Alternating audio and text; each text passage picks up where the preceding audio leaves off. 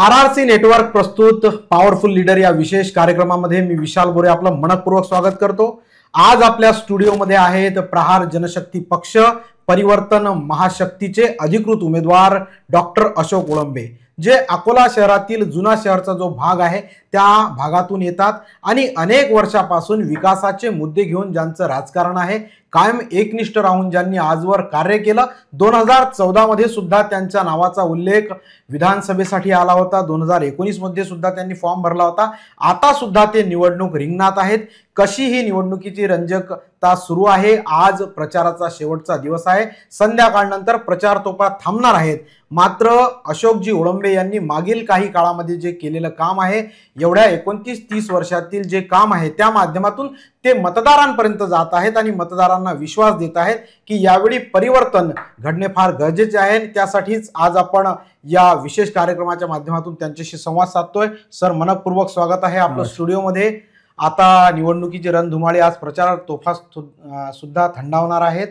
आपल्याला एकूणच आजवर जो आपण प्रचार केला, आज सुद्धा भव्य रॅली आपली काढण्यात आली, कसा लोकांचा रिस्पॉन्स आहे, काय म्हणतायत लोक? माझा प्रचार हा जनसंवाद म्हणून मी राबवला। प्रत्येक घराशी किंवा प्रत्येक कुटुंबाशी भेटून त्यांच्याशी संपर्क साधला। त्या ठिकाणी असलेल्या विविध समस्या त्या माध्यमातून मला कळाल्या आणि असं वाटलं की विकास कोसो दूर आहे।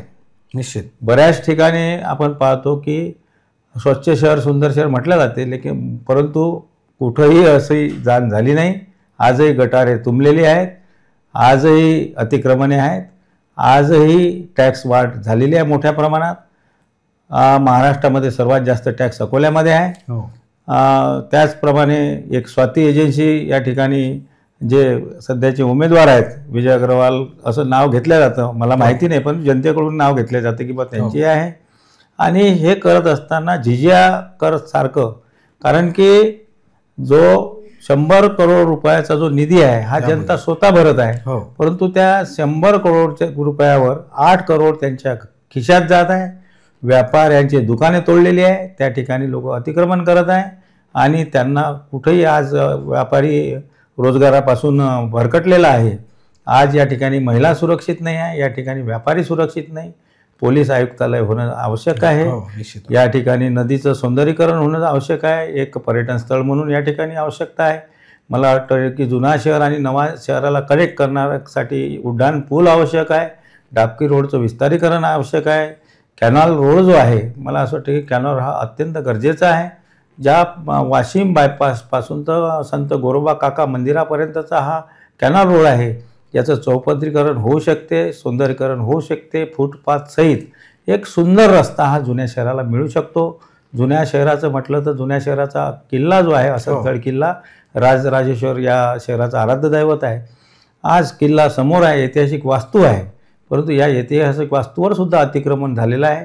मला असं वाटतं की या ठिकाणी जर कोणी दुकानामध्ये काही पर्चेसिंगसाठी खरेदीसाठी गेलं, मागे वळून पाहिलं तर त्या ठिकाणी टोईंगवाला त्याची गाडी उचलून नेत आहे।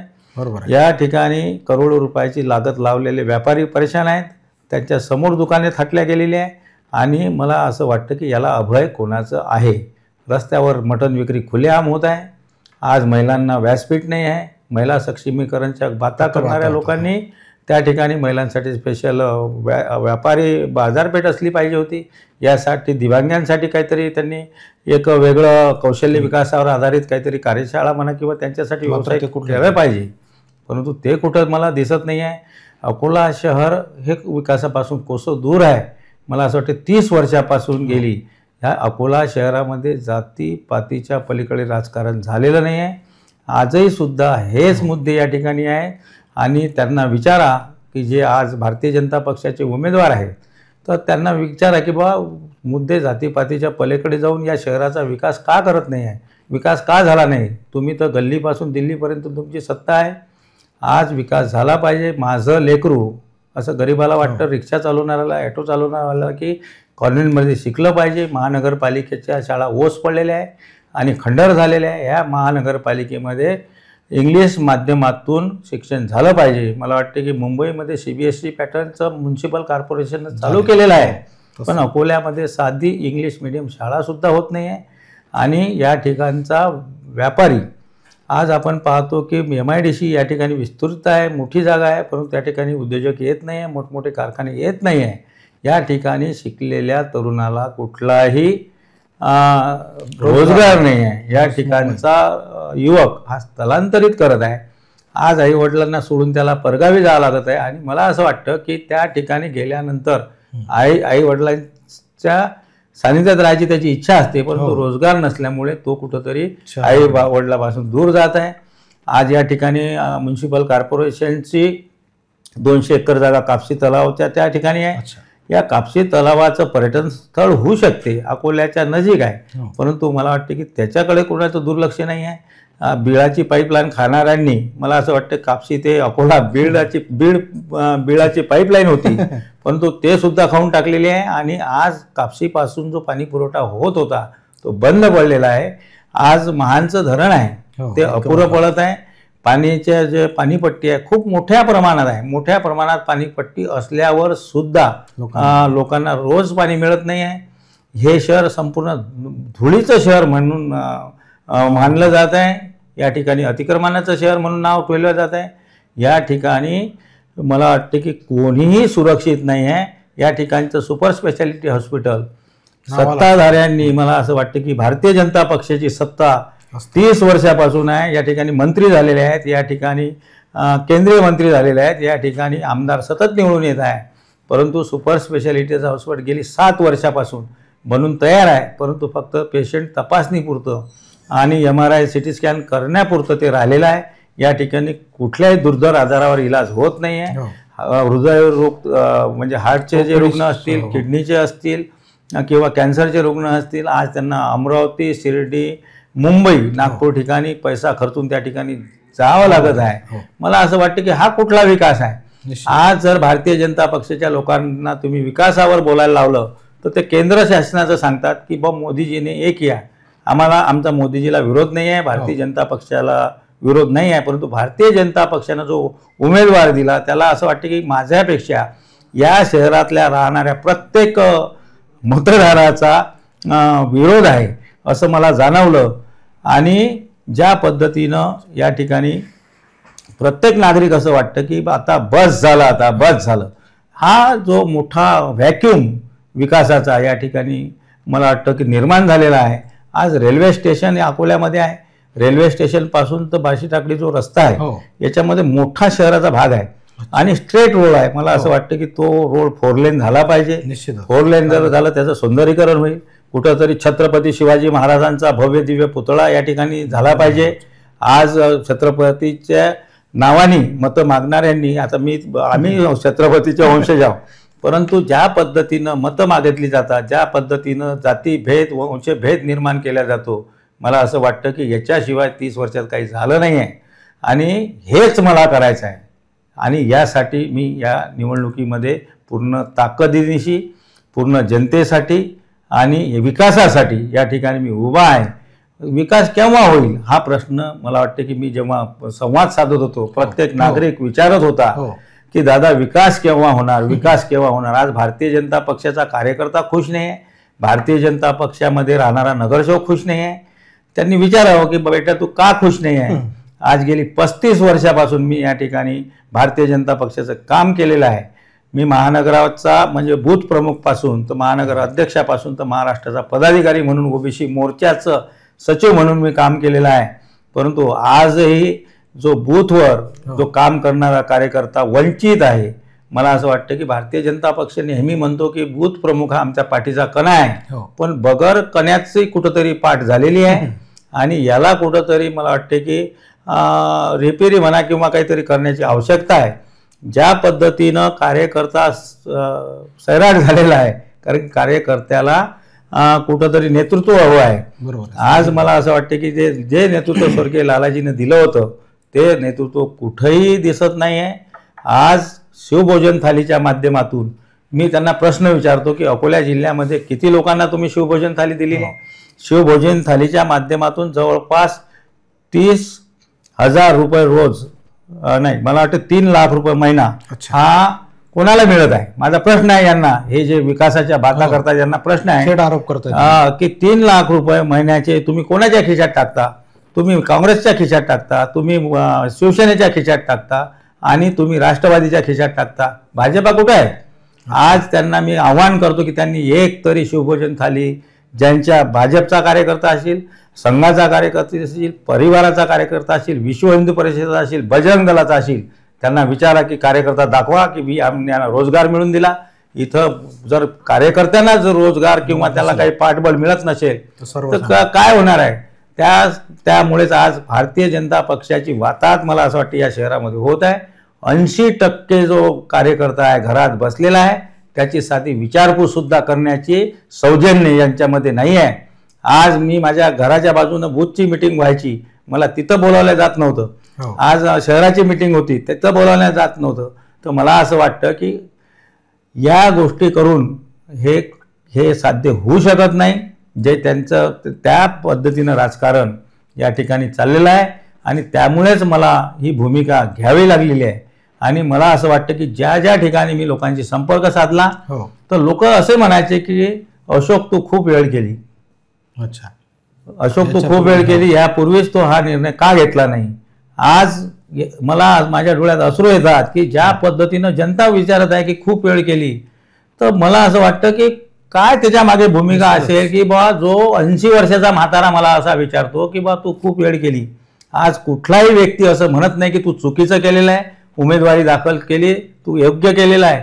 कारण की मी उमेदवारी दाखल केली नाही आहे. माझी उमेदवारी दाखल केली ती जनतेने केलेली आहे, मतदारांनी केलेली आहे.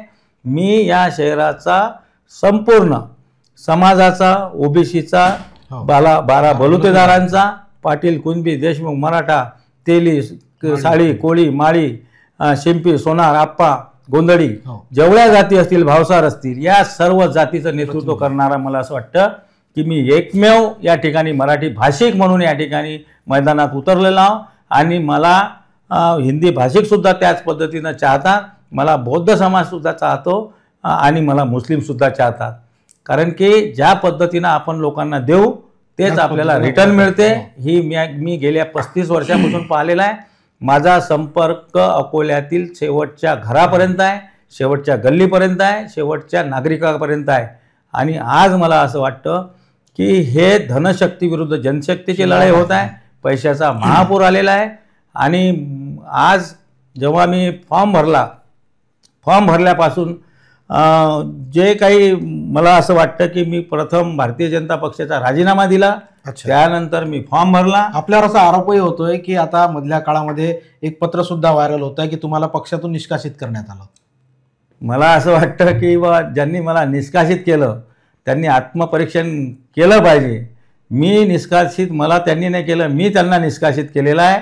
आज जर मनात जनाजनात जर तुम्ही जासाल तर लोक हे जरी मी प्रहार जनशक्तीचा उमेदवार आहे पण लोक म्हणतात he is a right choice. Doctor Olambe हा भाजपचा उमेदवार म्हणतात, जरी मी प्रहार जनशक्तीचा असेल तर ओरिजिनॅलिटी माझ्यामध्ये आहे. ज्या लोकांनी भारतीय जनता पक्ष सोडून वंचितची साथ घेतली तेव्हा भारिप बहुजन महासंघ होता, त्यावेळेस त्यांनी त्या महानगरपालिकेत जाऊन स्टँडिंग समिती सभापती भोगलं, पाणी पुरवठा सभापती भोगलं. आणि मला वाटते त्याच काळामध्ये टिपू सुलतानचं नावसुद्धा या महानगरपालिकेच्या सभागृहात देण्याचं पाप त्यांनी केलेलं आहे. आणि आज ज्या बाता करतात की बा आम्ही आमदार होऊ आणि त्याच्यानंतर आम्ही ते नाव काढून फेकू, मला असं वाटतं की अकोला शहरामध्ये जवळपास 48 नगरसेवक भाजपाचे होते. त्यांनी नाव दिल्यानंतर ते ठराव घेऊ शकले असते. ठराव घेतल्यानंतर मला प्रक्रिया माहीत आहे. महापालिकेमध्ये आमसभेमध्ये स्टँडिंगमध्ये जर ठराव घेतला तो ठराव विखंडित करण्यासाठी शासनाकडे पाठवला जातो आणि तो मला वाटतं की त्या ठिकाणी सुद्धा भाजपची सत्ता होती. मग त्यांनी का ठराव रद्द केला नाही? आज मतं घ्यायसाठी तुम्ही जर ठराव रद्द करण्याच्या बाता करसाल तर मला वाटतं समाज त्यांना माफ करणार नाही आहे. ह्या गोष्टी त्यांनी न केलेल्या बऱ्या. आज माझ्यावर जे आरोप लावले जातात की मी काँग्रेसला जिंकून देण्यासाठी या ठिकाणी उभा, मला असं वाटतं की मी 24 कॅरेट कालही संघाचा होतो, आजही संघाचा आहे आणि उद्याही संघाचा राहणार आहे. माझं रक्त हिंदुत्वाचं आहे आणि हिंदुत्वाशिवाय माझ्या ब्लडमध्ये काही दुसरं नाही आहे. आणि ज्यांनी टिपू सुलतानचं नाव दिलं मला असं वाटतं की त्यांना खुद्द या ठिकाणी काँग्रेसचे जे उमेदवार आहेत, मला वाटते साजिद पठाण आहेत, आणि साजिद पठाण हे म्हणतात की बा विजय अग्रवालांना शेरे म्हैसूर टिपू सुलतानचा इतिहास चांगला माहीत आहे, म्हणूनच त्यांनी हा ठराव घेतला आणि महानगरपालिकेला टिपू सुलतान नाव दिलेलं आहे. परंतु मी त्यांना सांगू इच्छितो की अहिल्याबाई होळकरांचा ठराव कोणी घेतला? अहिल्याबाई होळकरांचा या ठिकाणच्या तत्कालीन ज्या महापौर होत्या सुमनताई गावंडे, त्यांच्या काळामध्ये अहिल्याबाई होळकरांचा ठराव झाला होता. ज्यांनी या हिंदुत्वाचं रक्षण केलं, ज्यांनी या समाज माणसाचं रक्षण केलं, अशा अहिल्याबाई होळकर आम्हाला वंदनीय आहे. त्यांचं नाव न देता आम्हाला ही हरकत आहे की टिपू सुलतानच्या ऐवजी त्यांनी भारतरत्न अब्दुल कलामांचं जर नाव दिलं असतं तर मला असं वाटलं की कुठल्याही समाजामध्ये ते आली नसती. आज हिंदू असो मुस्लिम असो त्यांना चालणारं नाव होतं. मला असं वाटतं की हा जातीभेद कायम ठेवण्यासाठी हे टिपू सुलतानचं नाव देण्याचं कृत्य या लोकांनी केलेलं आहे. आणि या काळामध्ये पाणी पुरवठा सभापती असताना आज आपल्याला माहित आहे की भीषण पाणी टंचाई झाली होती. त्यावेळेस मी स्वीकृत सदस्य म्हणून महापालिकेमध्ये होतो. त्यावेळेस मी सुद्धा लोकांची ताण भागवली, त्यांनी सुद्धा ताण भागवली. पण त्यांनी ताण कशी भागवली माहित आहे? जे लुना गाडी असते TFR, लुना TFR गाड्या होत्या, त्यांचे नंबर टाकून टँकरचे बिलं काढण्याचं काम केलं. त्या ठिकाणी मला असं वाटतं की कोणीतरी ऑडिटर राठी नावाचे होते, या कुठंतरी ऑडिटमध्ये काहीतरी त्यांनी मला वाटतं की त्यांना आत्महत्या करण्याचा प्रसंग सुद्धा आलेला आहे. आणि नोकरीच्या नावावर लोकांनी शेत्या विकून या ठिकाणी महापालिकेसाठी जे पैसे भरले, त्यांना नोकरी न लागल्यामुळे त्यांना आत्म करावं लागले. म्हणजे ह्या गोष्टी जर ते करत असतील की मी काँग्रेसच्या उमेदवाराला सोबत करण्यासाठी किंवा त्यांना निवडून आणण्यासाठी उभा आहे, तर हे सपशेल खोटं आहे. आणि त्यांना मी माझी विचारणा आहे की तुम्ही जर काँग्रेसच्या उमेदवार निवडून आणण्यासाठी माझं नाव घेत असाल, म्हटलं जातं मतविभाजनासाठी, तुम्ही जे मला म्हणता तर काँग्रेसच्या उमेदवारामध्ये तुमच्यामध्ये काय फरक आहे हे त्यांनी सिद्ध करावं. आणि नुसतं डॉक्टर वोळंबेचा दवाखाना जाळला गेला होता 1992च्या मला वाटते 2000च्या दंगलमध्ये, हे सुद्धा माझ्यावर आरोप लावण्यात येतात. आणि भारतीय जनता पक्षानं माझा दवाखाना उभा केला होता. तर मी त्यांना सांगू इच्छितो की त्यावेळेस तुम्ही कुठं होता? मी तर भारतीय जनता पक्षामध्ये होतो, पण तुम्ही दुसऱ्या पक्षामध्ये भटकत होता. तर त्यांनी मला शहाणपण शिकवायचं कोणी काम नाही आहे. मी संघाचा सच्चा सेवक आहे, मी सामाजिक कार्यकर्ता आहे. आज मी या शहरामध्ये राहतो तर माझं सामाजिक कार्य आहे. भारतीय जनता पक्षाच्या पेक्षा जरी मी भारतीय जनता पक्षामध्ये 30 वर्ष होतो, परंतु भारतीय जनता पक्ष लोक मला सामाजिक कार्यकर्ता म्हणून ओळखतात. आज या ठिकाणची संस्कृती अबाधित राहिली पाहिजे, संस्कार लोकांवर झाले पाहिजे, यासाठी माझी नेहमी धडपड असते. आणि हे सर्व जनमानसांना माहीत आहे. मी आज या ठिकाणी जे उभा, मला असं वाटतं की या ठिकाणी झालेला अकोल्याचा भकास नेस हे पाहण्यासाठी नाही, हा माझा विकासाचा संकल्प आहे. आज अकोल्याचं विमानतळ का होत नाही हा प्रश्न त्यांना विचारा. विमानतळ का होत नाही आणि उद्योगधंदे या MIDC मध्ये का येत नाही? त्याचं कारण असं आहे की अमरावतीमध्ये जे लोक निवडून येतात कुठल्याही पक्षाचे तिथं निवडून येत नाही. जे सत्ताधारी पक्ष असतात, मोठमोठे पक्ष आहेत, राष्ट्रीय पक्ष, 2-2 1-1 सीटा येतात, परंतु त्या ठिकाणचे नागरिक सजग आहेत. मी अकोल्याच्या नागरिकांना सुद्धा सांगू इच्छितो की सजग व्हा, कारण की जातीपातीच्या पलीकडे पहा. आज त्या ठिकाणी लोक अपक्षांना निवडून देतात, लोक दुसऱ्या पक्षांच्या लोकांना निवडून देतात. त्याचं कारण असं आहे की त्यांना त्यांच्या डोक्यात जातीपातीचं भूत न टाकता विकासाचं भूत त्यांच्या डोक्यामध्ये असते. आणि जर त्या 5 वर्षामध्ये जर कोणी आमदारानं काम केलं नसेल तर त्याला लाथ मारून हाकलण्याची हिंमत अमरावतीकरांमध्ये आहे. तीच हिंमत अकोल्याकरांनी दाखवली पाहिजे. आज मला असं वाटतं की या ठिकाणचा जो बेरोजगारीचा मुद्दा आहे खूप मोठा आहे. MIDC मध्ये आज आपण पाहतो की अमरावतीची MIDC खूप डेव्हलप झालेली आहे. त्या ठिकाणी नागपूर म्हणतं 2nd नंबरचं शहर झालेलं आहे, परंतु अकोल्याच्या जवळ संत नगरी आहे. आज या ठिकाणी एअरपोर्ट होणं आवश्यक होतं, परंतु अमरावतीचे जे कार्यक्षम विधायक असतील, मेंबर ऑफ पार्लमेंट असतील किंवा लोकप्रतिनिधी असतील, त्यांनी आज मेडिकल कॉलेज आणलं. त्या ठिकाणी गव्हर्नमेंट मेडिकल कॉलेज आणलं आहे. त्या ठिकाणी एअरपोर्ट आता डोमेस्टिक एअरलाइन्स त्या ठिकाणी होत आहे, परंतु अकोलाचा सर्वात आधी एअरपोर्ट जो होता, मला असं वाटतं की राजकारण्यांसाठी या ठिकाणी राजकारणी यावे आणि राजकारणी जावे बरोबर. याच्यासाठीच हा विमानतळ झालेला आहे. याच्या पलीकडे त्यांची दूरदृष्टी नाही आहे, विजन नाही आहे. आज या शहराला दूरदृष्टी देण्याचं कार्य मी करणार आहोत. आज खूप प्रश्न आहेत. हो निश्चितच. आता तुम्ही मतदारांशी संवाद साधला, ग्रामीण भागातील आपल्या ज्या जुने शहरातील मतदार आहेत, एकूणच सर्व मतदारांशी संवाद साधताना मतदारांनी परिवर्तनाचं आता मन ठासून भरलेलं आहे, परिवर्तनाची चिन्ह दिसत आहेत, परिवर्तनाची शक्ती वाढलेली आहे. 100% नागरिकांच्या मनामध्ये कुठंतरी अमरावती पॅटर्न करण्याचा संकल्प मला वाटते अकोलेकरांनी केलेला आहे. त्याचं कारण असं आहे की ठीक आहे, जातीपातीच्या गोष्टी जास्त दिवस चालत नाही. आज मुलं शिकलेली आहे. आज जर आपला मुलगा असेल तर आपल्यापेक्षा 10 पट हुशार आहे. त्याला विजन आहे आणि त्याला असं वाटतं की माझं शहर सुंदर झालं पाहिजे, स्वच्छ झालं पाहिजे आणि या ठिकाणी दुसऱ्या गावावरून लोक राहायला आले पाहिजे, या ठिकाणून जाणारे नसावे. आज स्वतःचं बेघर होण्याची पाळी त्यांच्यावर आली आहे. आणि मी तुम्हाला सांगू इच्छितो की या ठिकाणी गुंठेवारीचं काय आहे, या ठिकाणी गुंठेवारीचा खूप मोठा मुद्दा आहे. लोकांची घरं पाडण्यात आलेली आहे आणि घरं त्यांची होत नाही आहे. ते मार्गी कधी लागतील.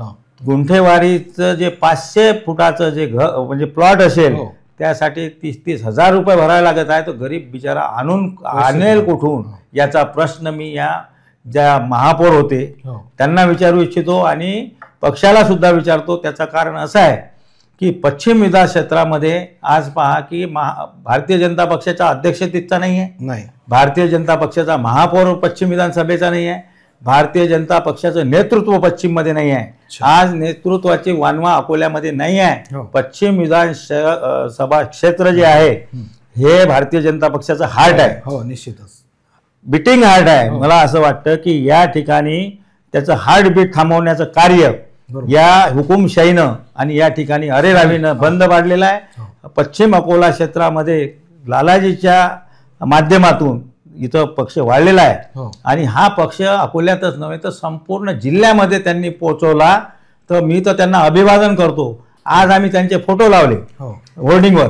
आता त्याला सुद्धा विरोध होत आहे. मला असं वाटतं की त्यांनी सर्वप्रथम बाळासाहेबांचे जे फोटो लावत आहे, स्वर्गीय हिंदू हृदय सम्राट, त्यांचे फोटो ते का लावतात, त्यांचाही प्रश्न विचारायचा आहे मला की आज लालाजी आमचं दैवत आहे, त्यांच्या प्रेरणास्त्रोत आहे आणि अशा मार्गदर्शक असलेल्या आणि वडील समान ते होते. आम्हाला त्यांनी घडवलं, आम्हाला पक्षात आणलं, पक्षात मोठं केलं आणि संघटनेचं कौशल्य आम्हाला त्यांनी शिकवलं. त्याच्यामुळे आम्ही मी या आधी सांगितलं की त्यांचा फोटो का नाही लावायचा, त्यांचा जर फोटो नाही लावायचा का चोरांचा फोटो लावायचा, हे मी माझं या बोलणाऱ्यांना सांगणं आहे. आता अकोला पश्चिम विधानसभा मतदारसंघातील महत्वाचा भाग म्हणजे जुने शहर आहे. आजवरचा इतिहास पाहता जुने शहरातील कोणालाही लोकप्रतिनिधी म्हणून निवडून येण्याचा बहुमान मिळाला नाही. काय वाटतं यावेळी जुने शहर भाग किती महत्वाचा या निवडणुकीच्या टप्प्यात ठरणार आहे आणि आमदार मिळणार आहे की नाही जुने शहरातून?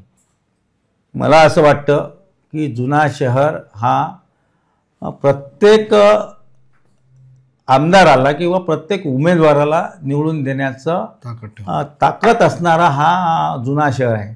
इथं डेन्स पॉप्युलेशन आहे, दाटीची वस्ती आहे, परंतु आणि त्याच्यामुळे मतदार खूप आहेत आणि जे टर्निंग पॉईंट जे आहे, मला असं वाटतं की प्रत्येक पक्षाचा टर्निंग पॉईंट तो जुना शहर झालेला आहे. आणि मला असं वाटतं की पूर्ण भारतामध्ये ज्या जाती आहेत ना त्या फक्त जुन्या शहरामध्ये आढळतील. सर्व समाजाचे, सर्व धर्माचे, भारतामध्ये जेवढा समाज असेल, जेवढ्या जाती असतील त्या जाती या अकोल्याच्या जुना शहर भागामध्ये आहेत.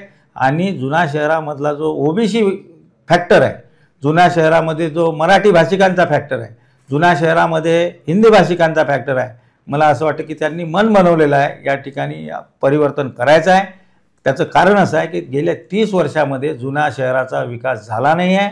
आज आपण छोट्या छोट्या गोष्टीसाठी आज त्यांना दुसऱ्यावर अवलंबून राहत आहे. आणि जुना शहराचा महापौर का होत नाही, माझा प्रश्न आहे. जुना शहराचा महापौर का होत नाही, जुना शहराचा महत्त्वपूर्ण पदे का मिळत नाही?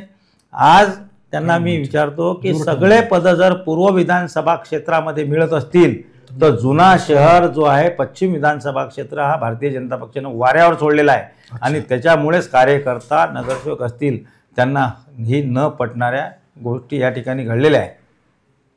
आता विधानसभेच्या ज्या निवडणुका सुरू आहेत, आपण आपली उमेदवारी प्रहार जनशक्ती पक्ष परिवर्तन महाशक्तीच्या वतीने आहे, त्यामुळे अनेकांचे धावे दणाणलेले आहेत. आपल्यावर काही दबाव येतोय का? आपल्यावर काही दबाव तंत्राचा वापर होताना दिसतोय का?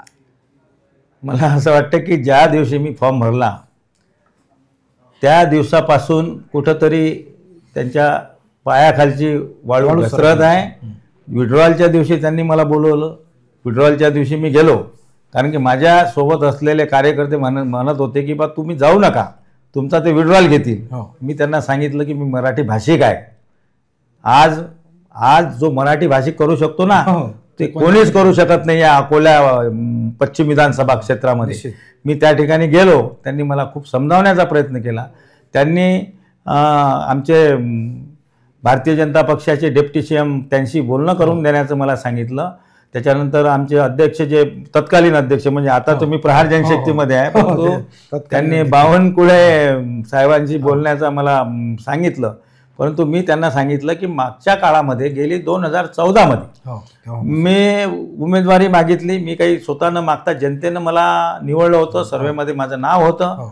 त्याच पद्धतीनं 2019 मध्ये सुद्धा माझं सर्वेमध्ये नाव होतं आणि सर्वेमध्ये नाव असल्यामुळे मला असं वाटलं की या अकोला शहराचा सर्व समाज माझ्या पाठीशी आहे. त्याच्यामुळे मी अपक्ष म्हणून फॉर्म भरला आणि त्यावेळेस मला त्यांनी आदेश दिला. आदेश वजा त्यांनी सांगितलं की बा डॉक्टर साहेब माझं यावेळेस तुम्ही ऐका, मी आणि तुम्ही यावेळेस मागे घ्या. आणि मी त्यांना प्रश्न विचारला की बा माझं विस्थापन तुम्ही कुठं करणार आहे, कारण की मला असं वाटतं की जे मोठमोठे नेते असतात ते शब्दाचं पालन करत नाही आहेत. असं मला वाटतं की प्रत्येक पक्षाचा अनुभव असेल कार्यकर्त्यांचा की जे शब्द द्यायचे असतात शब्द पाळायचे नसतात असं त्याच्यावरून मला कळलं. त्यांनी मला हे सांगितलं की बा 101% मला तुमचं काम माहिती आहे, मी तुमच्यासोबत आहे, योग्य वेळी योग्य ठिकाणी मी तुमचं करणार आहे, तुम्हाला काळजी नसावी. गेली 6-7 महिन्यापासून पोटनिवडणूक होणार होती, त्यावेळेस मी त्यांच्याशी संपर्क साधला. त्यांना सांगितलं की साहेब तुम्ही मला शब्द दिला होता, पण ते म्हणणे माझ्या लक्षात आहे डॉक्टर, तुम्ही काळजी नसावी. आखरीपर्यंत पार्लमेंटरी बोर्डामध्ये माझं नाव पहिल्या क्रमांकावर होतं आणि पहिल्या क्रमांकावर नाव आणि इलेक्टिव्ह मेरिटमध्ये माझं नाव होतं. इलेक्टिव्ह मेरिटमध्ये नाव असताना सुद्धा मला डावलण्यात आलं. डावलण्यात आल्यानंतर आज मी तो फॉर्म भरला आणि त्यानंतर मी तुम्हाला सांगतो की प्रत्येक दिवशी कोणी ना कोणी मला भेटतं की डॉक्टर साहेब हिंदुत्वासाठी तुम्ही थांबा, हिंदुत्वासाठी तुम्ही 2 पावले मागे या. मला असं वाटतं की हे खोटारडं हिंदुत्व या भारतीय जनता पक्षाच्या उमेदवारांनी आम्हाला शिकवायचं कारण नाही, कारण की ज्यांनी टिपू सुलतानचा गाजवा केला या ठिकाणी पूर्ण जिल्ह्यामध्ये टिपू सुलतानच्या शाखा उघडण्याचं पाप जर कोणी केलं असेल तर मला वाटतं भारतीय जनता पक्षाचे आजचे उमेदवार आहेत. अच्छा, जर त्यांनी नाव दिलं नसतं तर टिपू सुलतान जिल्ह्यामध्ये या शाखा झाल्या नसत्या. मी तर सांगितलं की अब्दुल कलाम आझाद जे भारतरत्न अब्दुल कलाम जे होते त्यांना भारतरत्न पुरस्कार दिला केंद्र शासनानं. खूप चांगली गोष्ट आहे की त्यांचं जर नाव दिलं असतं तर खूप चांगलं झालं असतं, परंतु त्यांना ते नको होतं. आज मला धमक्या दिल्या, म्हणजे धमक्यापेक्षा समजावण्याचा खूप प्रयत्न केला. ते मला धमक्याही देण्यात आलेल्या आहे, अफवाही पसरतात की तुम्ही कोणाला पाठिंबा धमक्याही देण्यात आलेल्या आहे. माझे इव्हन पोस्टर सुद्धा या ठिकाणी फाडलेले आहेत. तर तुम्हाला भीती कसायची? मला असं वाटतं की माझं जे कार्य आहे, माझं जे काम आहे हेच माझी ओळख आहे आणि याच्यामुळे त्यांचे धाबे दणाणले आहेत, त्यांच्या पायाखालची वाळू सरकत आहे आणि त्यांना त्यांचा पराभव दृष्टिक्षेपात दिसत आहे. कारण की वारंवार जर तुम्ही कोणाला एकच जर विषय घेसाल तर लोकांना ते पसंत पडत नाही आहे. त्याच्यामुळे मी कायम या लढतमध्ये राहणार आहे. मी प्रहार जनशक्ती पक्षाचा सेवक आहे आणि माझी उमेदवारी जी आहे निर्विवाद आहे. आज माझ्या नावाचा उपयोग पाठिंबा वगैरे दिल्याचा अफवा माझ्या नावाचा उपयोग भारतीय जनता पक्षावाले करत आहे. मला असं वाटतं माझ्या नावाचा उपयोग आमचे अपक्ष उमेदवार आहेत, हरीशभाई सुद्धा माझे मित्र आहे, पण ते पण करत आहे की डॉक्टर ओळंबेने आम्हाला पाठिंबा दिलेला आहे. मी कोणालाही पाठिंबा दिलेला नाही आहे, मी कुणालाही पाठिंबा देणार नाही आहे. मी शेवटपर्यंत माझी लढाई लढणार आहे आणि 20 तारखेला जे मतदान होणार आहे त्याच्यामध्ये या अकोल्याचे नागरिक, अकोल्याचे मतदार ते माझ्यासोबत आहेत. 20 तारखेला मी निवडणुकीमध्ये माझी बॅट निशाणी आहे. या बॅट निशाणीवर मला असं वाटतं की या गावचा जो व्यक्ती आहे यांच्या कारनाम्यामुळे मला वाटते चौके आणि छक्के मारणार आहे. दांड्या गोल कोणाच्या होत्या तो काल ठरवणार आहे आणि त्यांचा भरभरून मतदान रूपी आशीर्वाद ते माझ्या 4 नंबरचं जे बटन आहे ते दाबून देणार आहेत याची मला खात्री आहे. त्याचं कारण असं आहे की बस झालं, आता परिवर्तन हवं आहे. अकोल्याला कोणतरी नवीन चेहरा, स्वच्छ प्रतिमा, ज्याचं कुठलंही भ्रष्टाचार असेल, कुठलाही अवैध व्यवसाय नसेल किंवा दुराचार नसेल, अशा व्यक्तींना लोक चाहतात अकोल्यातले. आणि मला सर्व मराठी भाषिक ना आव्हान करायचं आहे की मराठी भाषिक माझ्या पाठीमागे राहणार आहेत आणि त्यांनी राहावं. आज या ठिकाणी मी समस्त अकोलेकरांना आव्हान करतो की येणाऱ्या 20 तारखेला त्यांनी माझं 4 नंबरचं बटन, बॅटचं बटन आहे, त्यांनी चौकार 4 नंबरचं म्हणजे चौकार मारायचा आहे आणि 6 नंबरचं पण नाही, चौकार मारून ते बॉल बाउंड्रीच्या बाहेर पाठवतील असं मला वाटतं. सिक्सर होणार आहे. आणि 23 तारखेला तुम्ही जर माझा रिझल्ट पासाल तर माझी लढाई या ठिकाणी काँग्रेस सोबत आहे. माझी लढाई काही दुसऱ्यासोबत नाही आहे. आणि मी 100% या ठिकाणी विजयी होऊन तुमच्याच मुलाखतीसाठी 23 तारखेची वाट बघा. मी याच ठिकाणी येणार आहोत आणि मी असेच मुलाखत आपण देणार आहोत. मी तुमचा आभारी आहे की आज मला तुम्ही या ठिकाणी बोलवलं, माझे विचार जनतेसमोर मांडत आहात. मी खरोखर तुमचा आभारी आहे. आणि तुम्ही सुद्धा मला सहकार्य करा. अकोल्याच्या जनतेने मला भरभरून आतापर्यंत प्रेम दिलं, आताही सुद्धा प्रेम द्या. आणि माझ्या बॅट निशाणीवर 4 क्रमांकाच्या बटनवर आपण भरभरून मतं द्यावे आणि कुठल्याही भूलथापांना बळी न पडता माझी उमेदवारी कायम आहे. आणि परत मी मराठी भाषिक जागा हो, विकास का धागा हो. आणि मला असं वाटतं की विशेष करून जुना शर्त आहेच, पण कौलखेळ असेल, गौरक्षण असेल, अकोटफैल असेल, या ठिकाणचे सर्व धर्मीय माझ्यासोबत आहेत. त्याच्यामुळे मी चौकार मारणार आहे. विकासाचं राजकारण घेऊनच या निवडणुकीत चौकार मारणार आहे असा विश्वास डॉक्टर अशोक गोळंबे यांनी व्यक्त केलेला आहे. प्रहार जनशक्ती पक्ष परिवर्तन महाशक्तीचे हे अधिकृत उमेदवार आहेत. आम्ही सुद्धा या निवडणुकीसाठी आपल्याला मनपूर्वक शुभेच्छा देतो आणि 23 तारखेला पुन्हा भेटण्याचं तुम्हाला आव्हान सुद्धा करतो. तोपर्यंत धन्यवाद. आपण पाहत होतो RRC नेटवर्कचा विशेष कार्यक्रम पॉवरफुल लीडर. धन्यवाद. थँक्यू.